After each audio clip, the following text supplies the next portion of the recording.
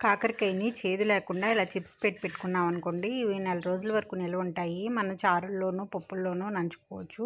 ఏ కూర ఉండకపోయినా ఈ చిప్స్ తినేయొచ్చు. సింపుల్‌గా చేసుకోవచ్చు. ముందుగా కాకరకాయని శుభ్రంగా కడుక్కొని ఇలాగ సన్నగా రౌండ్‌గా కట్ చేసి పెట్టుకోవాలి. అందులోకి రుచికి సరిపడా ఉప్పు, పావు టీ స్పూన్ దాకా పసుపు, కారం 2 స్పూన్స్ దాకా వేసుకుంటున్నా. కారం ఎక్కువే వేసుకోవాలి.